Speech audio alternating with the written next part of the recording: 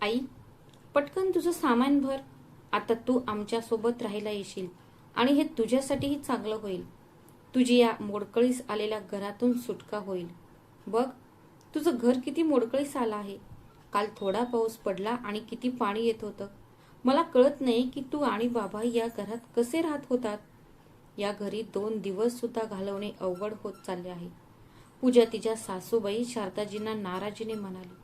तेव्हा जवळच बसलेला शारदाजींचा मुलगा अनिल म्हणाला, हो आई, पूजा बरोबर म्हणते.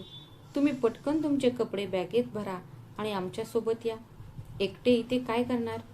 हे ऐकून अंगणात बसलेल्या शारदाजी भावूक झाल्या. त्यांना घर सोडण्याची अजिबात इच्छा नव्हती, पण त्या काय करणार होत्या? कदाचित नियतीने हेच ठरवले होते. जोपर्यंत ते पती पत्नी होते तोपर्यंत त्या आपल्या पतीसोबत गावात सुखाने राहत होत्या. पण अवघ्या 10 दिवसांपूर्वीच त्यांचे पती त्यांना सोडून निघून गेले होते. त्यामुळे तिला मुलगा आणि सुनेसोबत शहरात जावे लागले.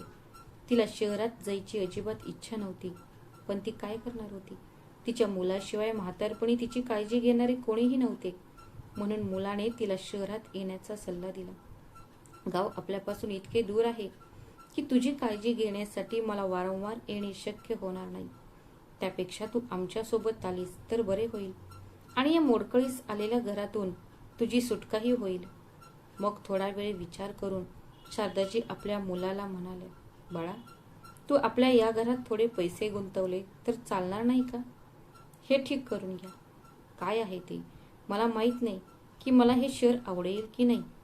मी आयुष्यभर याच घरात राहिले आहे, म्हणूनच मला हे घर सोडावेसे अजिबात वाटत नाही. शारदाजी एवढे म्हणाल्या.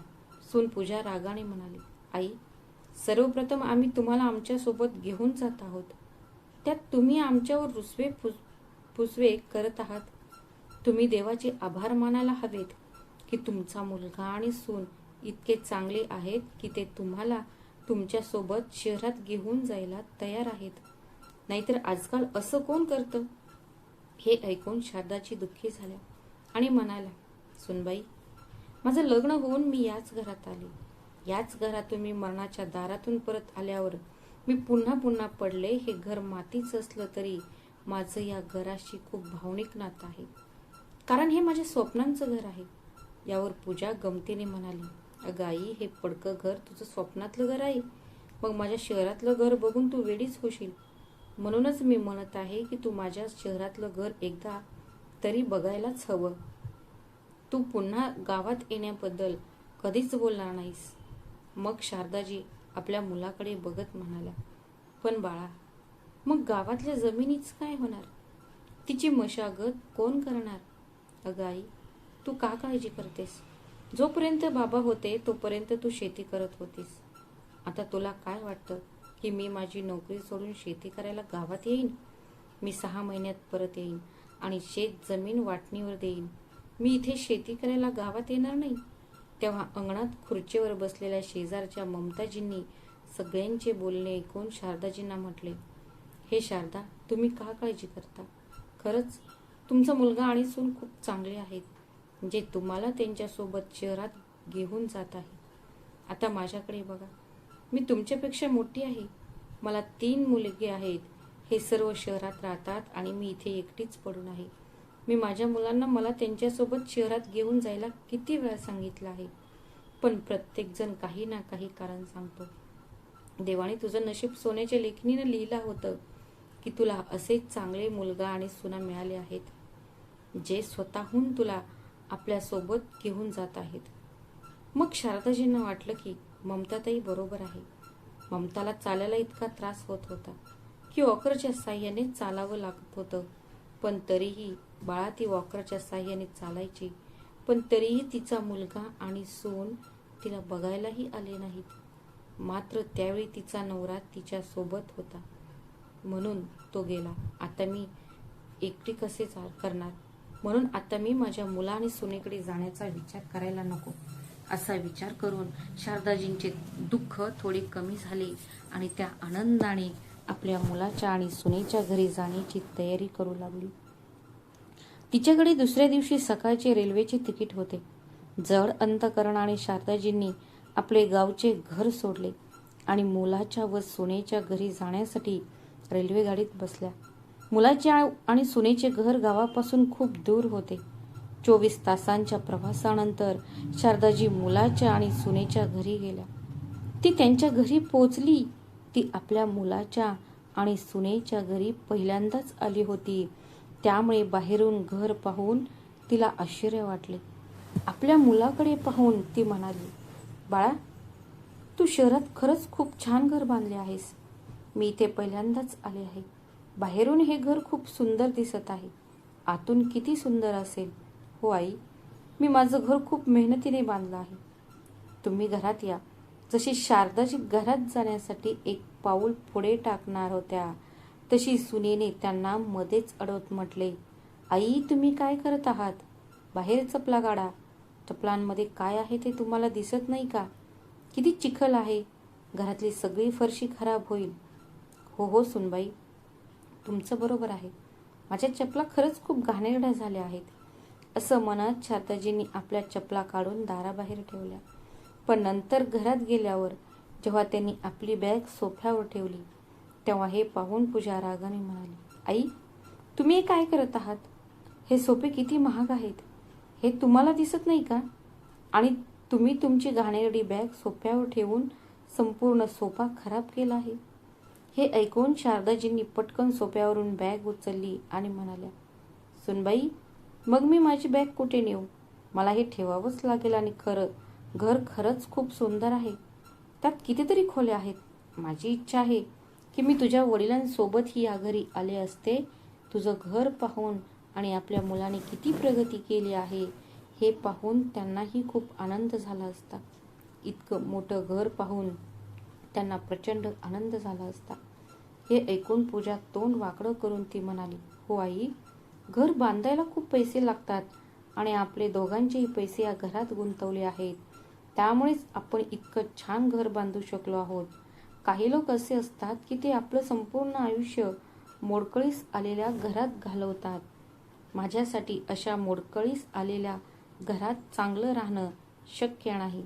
बघ, आपण किती घर बांधलं आहे. नाही, मी महाल बांधला आहे. शारदाजींना स्पष्टपणे कळत होते की त्यांची सून त्यांच्याबद्दल असे बोलत आहे. पण त्या नुकत्याच सुनेच्या घरी आल्या होत्या, त्यामुळे त्यांना सुनेला काही बोलणे योग्य वाटले नाही. मग पिशवीकडे पाहून त्या म्हणाल्या, सुनबाई, कृपया सांगा, मी माझे सामान कोणत्या खोलीत ठेवू? बघा आई, सगळ्या खोल्या भरल्या आहेत. तुमच्याकडे हे असेल तर कृपया मला सांगा. एक माझी खोली आहे, एक पाहुण्यांची खोली आहे, एका खोलीत मी देवाचं मंदिर ठेवलं आहे आणि लहान खोलीत मी घरातलं जास्तीचं सामान ठेवते. आता मागे फक्त एकच खोली उरली आहे, म्हणून तुम्ही त्यात जा. तुमचं सामान तिथेच राहील. असे म्हणून पूजा शारदाजींना घराच्या मागच्या बाजूला घेऊन गेली आणि त्यांचे सामान एका लहान खोलीत ठेवले. त्या खोलीत खूप सामान पडलेले होते. खरे तर मुलगा आणि सुनेचे घर नुकतेच बांधले गेले होते, त्यामुळे घर बांधल्यानंतर जे काही सामान उरले होते ते पलंग वगळता त्या खोलीत होते. तिथे जागा होती आणि फिरायला पुरेशी जागा होती. शारदाजींनी आपले सामान त्या खोलीत ठेवले होते, पण त्यांना त्या लहानशा खोलीत खूप घुसमटत होते, कारण आत्तापर्यंत त्या गावात मोठ्या अंगणाच्या मोकळ्या घरात राहत होत्या. त्यामुळे त्यांना त्या लहानशा खोलीत खूप घुसमटल्यासारखे वाटत होते. म्हणून त्या बाहेर आल्या आणि त्यांनी आपल्या मुलाला बोलावले. तिला ते जाणवत होते, म्हणून बाहेर येऊन ती आपल्या मुलाला म्हणाली, बाळा, कॅमेरा खूप लहान आहे. तुझ्या घरात खूप खोल्या आहेत, त्यापैकी एक खोली मलाही दे. तसेही ती खोली घरात इतकी मागे आहे की तिथे एकटी बसल्यावर तू किंवा सून मला दिसणार नाही. मला अस्वस्थ वाटेल. मी इथल्या कोणत्याही खोलीत राहिले तर तुम्ही सर्वजण माझ्यासमोर येत राहशील, त्यामुळे मलाही आनंद होईल. हे ऐकून अनिल म्हणाला, आई, मला ऑफिसचं काम असतं. घरी 4-4 लोकांची सतत यायचं असते. कधी कोणाशी तर कधी कोण्या दुसऱ्याशी माझी मीटिंग असते. त्यामुळे येणाऱ्या जाणाऱ्या लोकांसाठी आम्ही एक खोली ठेवली आहे. बाकीच्या खोल्या भरलेल्या होत्या. पूजाने तुला सांगितलं की सगळ्या खोल्या भरलेल्या आहेत, त्यामुळे तू मागच्या खोलीतच थांबणे बरे. हे ऐकून शारदाजींना वाटले की ती आपल्या मुलाला आणि सुनेला घेऊन किती आशेने शहरात आली होती, की त्यांना अनोळखी लोकांसारखे सोडून दिले जाईल, गावात आपल्याला एकटे सोडले जाईल या आशेने ती शहरात आली होती.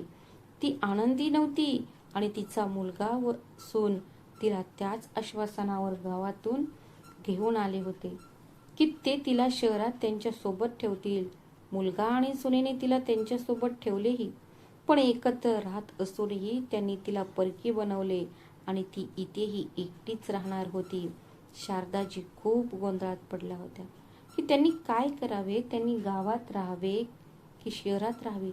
ती शहरात जाऊ शकत नाही आणि जर ती आता गेलीच तर कुठे जाणार.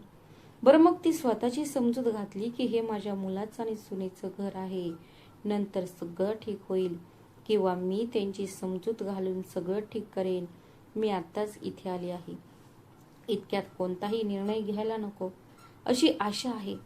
शारदाजी तिच्या सोबत छोट्या खोलीत गेल्या. संध्याकाळी जेव्हा सून जेवायला बोलायची तेव्हा शारदाजी सुद्धा येऊन जेवणाच्या टेबलापाशी बसायच्या. सुनेने खूप मसालेदार जेवण बनवले होते आणि शारदाजी रात्री फक्त हलके जेवण करायच्या, भात अजिबात खायच्या नाहीत. आता मुलगा आणि सुनेने मिळून संपूर्ण जेवण तयार केले होते. तिने आदल्या दिवशी इतक्या गोष्टी ऐकल्या होत्या की तिला जेवणाबद्दल बोलायचे नव्हते, म्हणून तिने शांतपणे भाजी आणि भात खाल्ला. पण रात्रभर तिच्या पोटात गॅस होत राहिल्यामुळे तिला नीट झोप लागली नाही. दुसऱ्या दिवशी तिने आपल्या सुनेला सांगितले, सुनबाई, काल रात्री जड जेवण केल्यामुळे माझ्या पोटात खूप दुखत होते.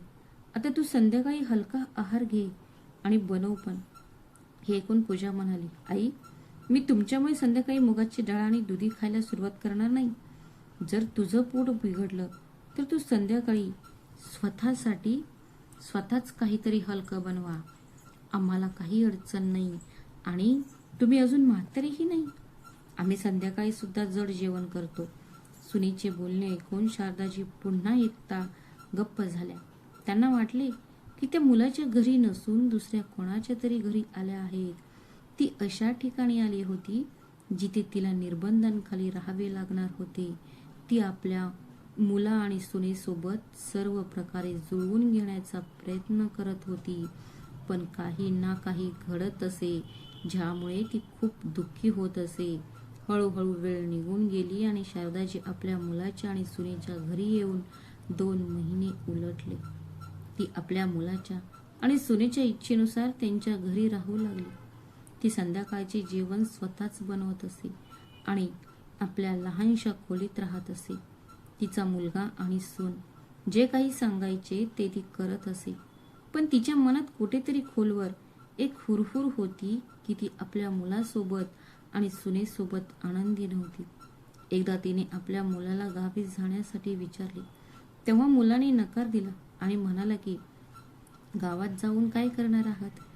आता गावातलं ते पडकं घर कोसळलं असेल, तिथे राहायला एक खोली सुद्धा उरलेली नाही. मग तिथे जाऊन काय करणार आहात? आणि ते घर बांधायला आमच्याकडे तेवढे पैसे सुद्धा नाहीत, म्हणून आमच्या सोबत राहा. आणि हो, उद्या आम्हाला काही कामासाठी बाहेर जायचे आहे. आम्ही दोघे जाऊन रात्रीपर्यंत परत येऊ. दरवाजे वगैरे व्यवस्थित बंद ठेवा. दुसऱ्या दिवशी मुलगा आणि सून त्यांच्या कामावर गेले आणि रात्री 10 वाजेपर्यंत घरी परत आले. मग जेव्हा शारदाजी तिच्यासाठी जेवण बनवत होत्या, तिच्या मुलासाठी आणि सुनेसाठीही जेवण बनवले. माझी सून रात्रीपर्यंत दमून परत येईल म्हणून तिच्यासाठीही साधे जेवण बनवावे, नाहीतर रात्री आल्यावर तिला स्वयंपाक करण्याचा त्रास होईल, असा विचार करून मी माझ्या मुलासाठी आणि सुनेसाठी थोड्या भाज्या आणि पोळी सुद्धा तयार केली आहे. जेव्हा माझा मुलगा आणि सून रात्री परत येतील तेव्हा मी त्यांना रात्रीच्या जेवणात हे वाढेन. शारदाजींनी सर्वांसाठी जेवण वाढले. ते पाहून मुलगा आणि सून दोघेही रागवले आणि म्हणाले, आई, आमच्यासाठी हे आजारी जेवण बनवायला तुला कोणी सांगितले? आम्ही हे जेवण खाणार नाही. आम्ही दिवसभर इथे राहून थकलो आहोत. दोडक्याची भाजी पाहून माझी मनस्थिती आणखीनच बिघडली. मग पूजा अनिलकडे रागाने बघत म्हणाली, तुम्ही पटकन पिझ्झा ऑर्डर करा. आज आपल्याला त्यावरच खावं लागेल. हे ऐकून शारदाजी हळू आवाजात म्हणाल्या, बाळा, तुम्ही लोक खूप बाहेरचं खाता. जास्त बाहेरचं खाण्याचे तोटेही आहेत. तुम्ही शक्यतोवर घरचे आणि साधे जेवणच खावे. जर तुम्ही लोक महिन्यातून 10 ते 15 वेळा बाहेरचे जेवण खात असाल तर ते तुमच्या आरोग्यासाठी चांगले नाही. हे ऐकून पूजा रागाने म्हणाली, आई, आम्ही दिवसभर खाऊन आधीच थकलो आहोत. आता तुमचे व्याख्यान देऊन आमचे मन आणखी खराब करू नका. तुमचे काम करा, आणखी त्रास करून घेऊ नकोस. हे सडके अन्न उचल आणि तुझ्या खोलीत जाऊन खा. शारदाजींनी कामात व्यस्त असलेल्या आपल्या मुलाकडे एक नजर टाकली. मग त्यांनी जेवणाचे ताट उचलले आणि ते आपल्या खोलीत गेला. तिला ते जेवण खाता आले नाही. आज शारदाजींच्या डोळ्यातून अश्रू आले की मी माझ्या मुलाचे आणि सुनेचे भले करण्याचा विचार करते आणि ते दोघे नेहमी मला वाईट बोलतात, किंवा मुलगा आणि सून मोठे झाल्यावर त्यांच्याबद्दल विचार करणे चुकीचे आहे का? मोठी असल्यामुळे मी त्यांच्यावर थोडे बंधने घालणे चुकीचे आहे का? असा विचार करत शारदाजी काहीही न खाता झोपायला गेल्या. अचानक मध्यरात्री खूप मोठे वादळ आले. शारदाजींनी रात्री स्वयंपाकघरात जेवण बनवले होते आणि वादळामुळे खिडकी बंद करायला विसरल्या होत्या. खिडकी भिंतीवर खूप जोरात आदळली आणि तिची काच फुटली. काच फुटण्याचा आवाज ऐकून मुलगा आणि सून दोघेही स्वयंपाकघरात गेले. मग एवढा मोठा आवाज कुठून आला या विचाराने शारदाजी सुद्धा घाबरल्या आणि त्याही स्वयंपाकघरात आल्या. जेव्हा त्यांनी पाहिले तेव्हा खिडकीची काच फुटली होती, ज्यामुळे खिडकीला तडा गेला होता. मुलगा आणि सून दोघेही रागवले आणि म्हणाले, आई, तुला अजिबात अक्कल नाही. आम्ही एवढी मेहनत करून, प्रत्येक पैसा वाचवून आणि प्रत्येक गोष्ट विकत घेऊन हे घर बांधले आहे, पण तुला या घरातल्या कशाची पर्वा नाही. तुझ्या या निष्काळजीपणाचे कारण बघ. स्वयंपाकघराची महागडी खिडकी फुटली. आता काच बदलण्यासाठी 5,000 ते 10,000 खर्च येईल, पण तुम्हाला त्याची पर्वा नाही, कारण तुमचे घरही फार छान नव्हते आणि खिडक्यात दरवाजे फुटण्याची भीतीही नव्हती. रोज घराचे काही ना काही नुकसान होतच होते. पूजा रागाने म्हणाली, अनिल, मी तुझ्या आईच्या वागण्याला वैतागले आहे. एक काम कर, तुझ्या आईला गावातच सोडून दे. तिला त्याच गावात राहायला हवं. तिला इतकं छान घर आणि चांगलं जेवण सहन होत नाही. ती त्या गावात एका मोडकळीस आलेल्या घरात आणि आजारपणात राहते. अनिल ही डोळे मिचकावत म्हणाला, आई, तू तुझं सामान उद्या बांधून ठेव. मी तुला उद्याच गावी सोडतो. मी तुला माझ्यासोबत ठेवण्याचा खूप प्रयत्न केला, पण तू आमच्या सोबत जुळवून घेऊ शकत नाहीस. तू शहरात राहणारी एक नंबरची गावची वेडी आहेस. तुला अक्कल नाही. पूजाने तुझ्यासोबत जुळवून घेण्याचा खूप प्रयत्न केला, पण तू या घरात राहण्याच्या लायकीची नाहीस. आता तू गावी जाऊन राहणेच बरे होईल. हे ऐकून शारदाजींच्या डोळ्यात पाणी आले. त्या म्हणाल्या, बाळा, मी आता गावी कशी जाणार? मी इथेच राहणार आहे. मी गावातलं घर सोडून देऊन 2 महिने झाले आहेत.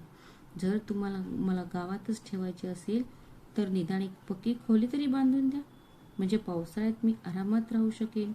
हे ऐकून सून ओरडली आणि म्हणाली, आई, तुम्हाला लाज वाटत नाही का? असे म्हणून आम्ही आमचे महागडे घर मी ते बांधून घेतलं. खूप पैसे खर्च केले, पूर्ण हप्ता भरू शकलो नाही आणि तुम्हाला गावात एक खोली बांधून घ्यावी लागेल. पैसे काय झाडाला लागतात का की मी तुझ्यावर एवढा खर्च करावा? जा, जसं आहे तसं राहा. हो आई, पूजा बरोबर आहे. मुलगा सुद्धा बायकोच्या मताशी सहमत आहे. सर्व काही एकत्र मिसळून तो झोपायला आपल्या खोलीत गेला. स्वयंपाकघरात उभ्या असलेल्या शारदाजींना वाटले की वादळ बाहेर नाही तर थेट त्यांच्या मनातच आले आहे. आता शारदाजींमध्ये आपल्या मुलाचा आणि सुनेचा अपमान सहन करण्याची हिंमत उरली नव्हती. कित्येक दिवसांपासून त्या प्रत्येक वेळी आपला मुलगा आणि सून यांचाच विचार करत गप्प राहत असत. प्रत्येक वेळी समजून घेण्याऐवजी ते मला वाटेल ते बोलतात आणि माझा अपमानही करतात. आता मी या घरात राहणार नाही. माझ्या गावात जे घर असेल तिथे मी जाईन. दुसऱ्या दिवशी अनिलने त्यांना गावात सोडले आणि लगेच त्यांची तिकिटे बुक केली. तो सुद्धा परत आला. अंगणात उभ्या असलेल्या शारदाजी मुलगा निघून जात असताना त्याच्याकडे एकटक पाहत राहिल्या. जाताना मुलगा एवढंही म्हणाला नाही, आई थोडे पैसे ठेव, घराच्या अंगणात खूप गवत उगवलं आहे, ते साफ करायला कोणाला तरी बोलव, शिधा वाटपासाठी काहीतरी आणि घरासाठी पाणी आण, फक्त शांत राहा. असो, हा नियतीचा खेळ आहे असे म्हणून शारदाजींनी हे देखील स्वीकारले की देवाने त्यांना जेवढे आयुष्य दिले आहे तेवढे त्या आरामात जगतील. आज गावात आल्यावर शारदाजींनी सुटकेचा निश्वास टाकला, कारण त्यांच्या घराला छत नसले तरी त्यांच्याकडे एक प्रकारचे स्वातंत्र्य जाणवत होते आणि ती आनंदी होती. जेव्हा तिने मागे वळून पाहिले तेव्हा घराभर प्रचंड गवत उगवले होते.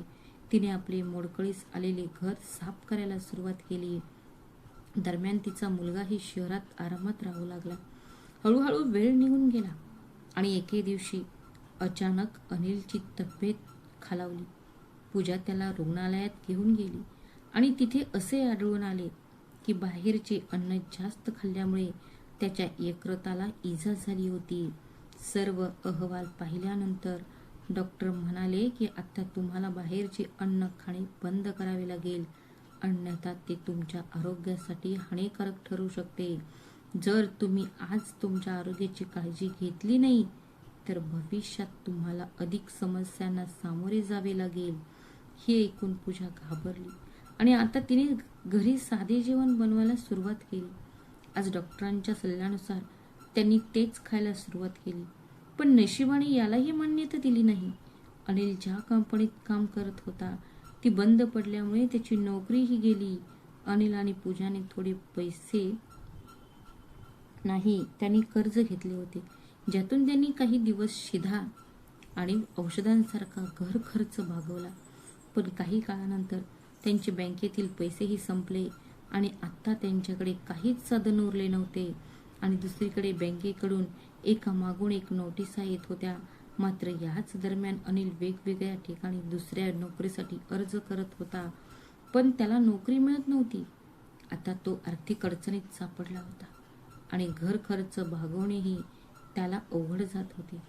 मग एके दिवशी पूजाने त्याला सल्ला दिला की अनिल, आपल्याकडे पैसे नाहीत, पण पैसे मिळवण्याचा एक मार्ग आहे, ज्याद्वारे आपण घराचा EMI सुद्धा भरेल आणि तुला दुसरी नोकरी शोधायला वेळही मिळेल. हे ऐकून अनिल आश्चर्याने तिच्याकडे बघत म्हणाला, एवढे पैसे कुठून येणार? आपलं घर 10 ते 15 लाखांचं नाही, ते तब्बल 50 लाखांचं आहे, ज्यासाठी आपण खूप खर्च केला आहे. हे सगळं कर्जावर घेतलं आहे. जरी कोणाकडून उसने पैसे घेतले तरी तो आम्हाला तेवढे पैसे देणार नाही. 1-2 लाखांचा प्रश्न असता तरी गोष्ट वेगळी होती, पण कोणी एवढी मोठी रक्कम कर्जावर देत नाही. तेव्हा पूजा हसत म्हणाली, अरे अनिल, आधी माझं पूर्ण ऐक. तुझ्या वडिलांची गावातली जमीन कधी विकली जाणार आहे? तसेही तुम्ही शेतीसाठी गावाकडे जात नाही. आज गरज पडल्यास आपण ती जमीन विकू आणि त्या जमिनीतून मिळालेल्या पैशांनी आपले गृह कर्ज फेडू आणि त्याच वेळी आपले आयुष्य पुन्हा रुळावर आणू. हे ऐकून अनिलच्या डोळ्यात पाणी आले. मलाही आनंद झाला. अगं पूजा, तू खूप चांगली कल्पना दिली आहेस. हे माझ्या डोक्यात आधी का आलं नाही? पण घराची सगळी जमीन आईच्या नावावर आहे, तर काय झालं? आई तिच्या मुलासाठी जमीन विकू शकत नाही का? तू गावात जा. जर तू आईला तुझी परिस्थिती सांगितलीस तर ती जमीन विकून तुला लगेच पैसे देईल. मग अनिल आणि पूजाने दुसऱ्या दिवशी तिकीट बुक केले आणि ते गावात पोहोचले आणि आपल्या आईचे पडके घर शोधू लागले. कारण जिथे तिचे पडके घर होते तिथे आता कोणीतरी एक पक्के घर बांधले होते आणि घराबाहेर एक मोठे फाटक होते. हे घर पाहून अनिल थोडा काळजीत पडला. मग त्याने आजूबाजूच्या लोकांना विचारले की, काका, हे माझे घर होते आणि ही जमीनही माझीच होती. मग या घरात कोण राहतं? मी वर्षभरापूर्वी माझ्या आईला इथे सोडून आलो होतो. तेव्हा रामसिंगजी म्हणाले, अरे बाळा, हे तुझ्या आईचं घर आहे. बघ, तुझी आई दार उघडत आहे.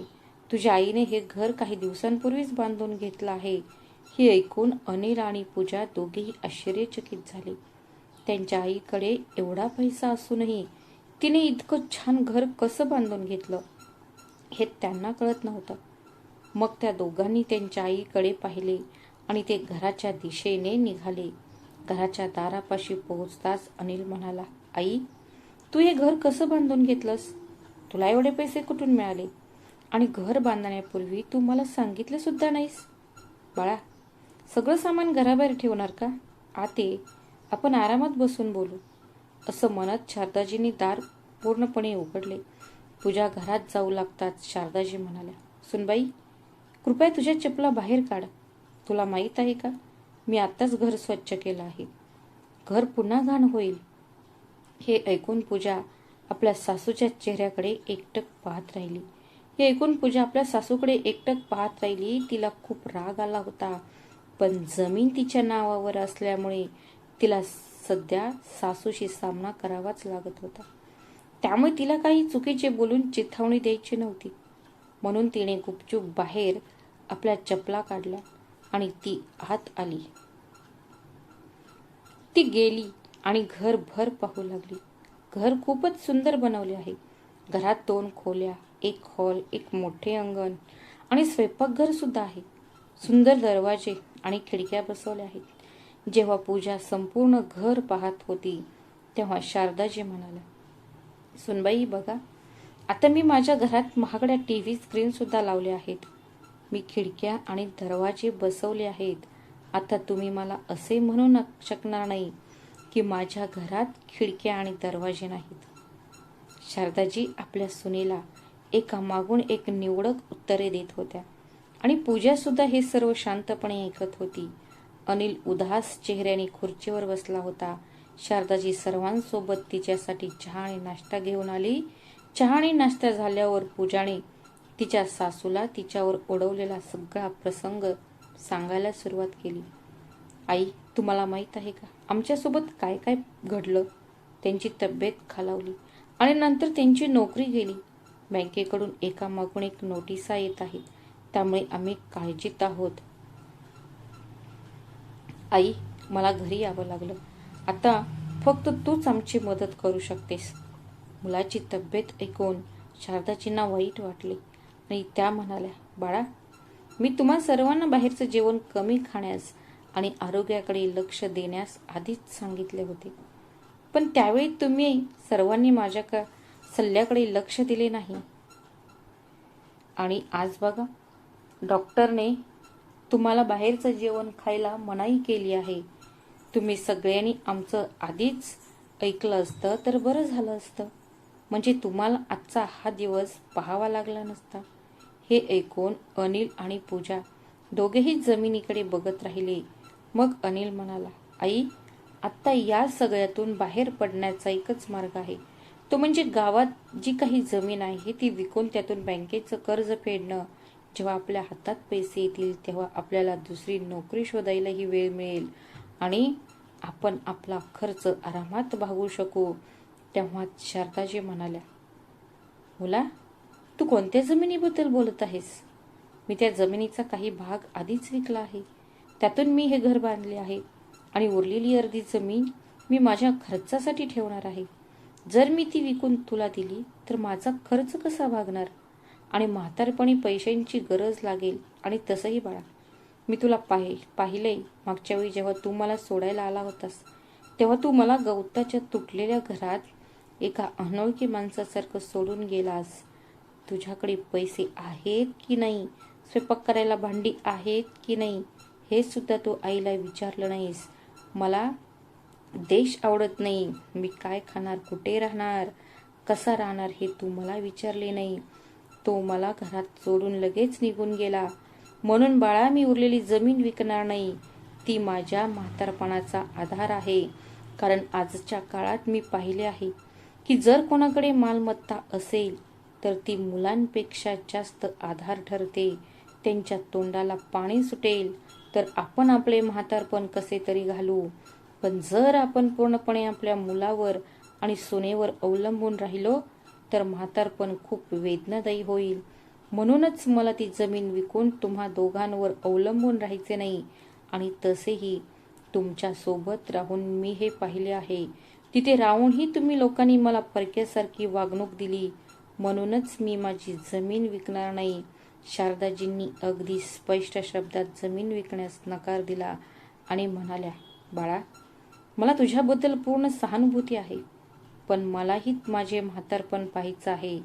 आज जर तुझे माझ्यावर प्रेम असेल, मी येऊन हे तुमच्यासाठी विकले तरी कुठे जाणार, काय खाणार, कसे जगणार? आई, तुम्ही शहरात आमच्यासोबत येऊन राहा, अनिल म्हणाला. हे ऐकून शारदाजींना राग आला आणि त्या म्हणाल्या, बाळा, कोणते शहर आणि कोणते घर? तुमच्या एवढ्या मोठ्या घरात तुम्ही मला एक खोली सुद्धा देऊ शकला नाही. मला नोकरांसारखे ठेवले होते, आता त्या घरात जायचे नाही. शारदाजींचे स्पष्ट उत्तर ऐकून सुनबाई रागवली आणि म्हणाली, आई, घराची जमीन विकण्यापूर्वी तुम्ही कोणाला विचारले होते? एकदा तुमच्या मुलाला विचारायला हवे होते. अनिलनेही तिच्याशी सहमती दर्शवली आणि होकार दिला. अनिलनेही तिच्याशी सहमती दर्शवली आणि म्हणाला, हो आई, तुम्ही अजिबात बरोबर केले नाही. तुम्ही जमीन का विकली? त्यावर शारदाजी कठोर आवाजात म्हणाल्या, ती माझी जमीन होती, म्हणूनच मी विकली. आणि तुम्ही मला थांबवणारे कोण? तुम्ही शहरात घर बांधले का? ते माझ्या सांगण्यावरून केले का? ती जमीन तिथे होती आणि तसेही मला तिची गरज होती. राहायला जागा नव्हती आणि सामानही नव्हते.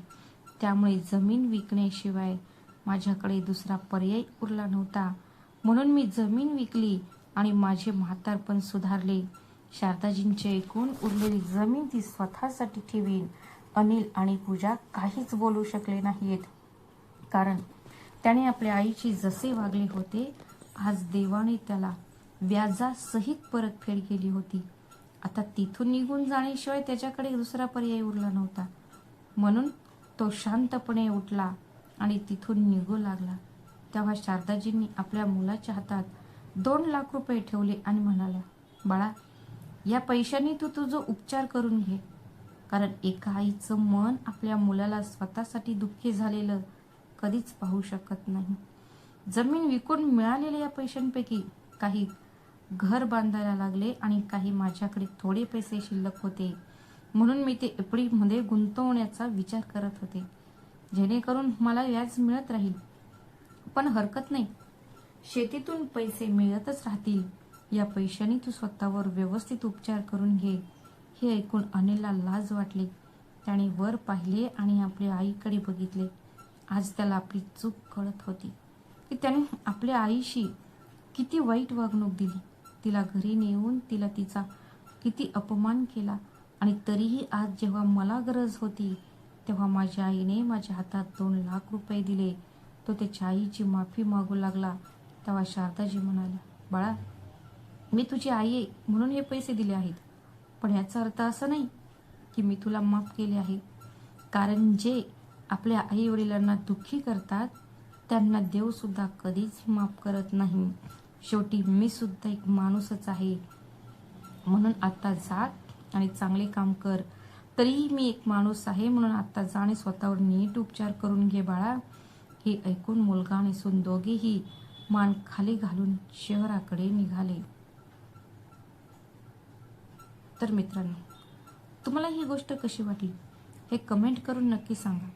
जर तुम्हाला गोष्ट आवडली असेल तर कृपया व्हिडिओला लाईक आणि शेअर करा आणि आमच्या चॅनलला सबस्क्राईब करायला विसरू नका. भेटूया अशाच आणखी एका नवीन कथेत. तोपर्यंत स्वतःची आणि तुमच्या प्रियजनांची काळजी घ्या. श्री स्वामी समर्थ. धन्यवाद.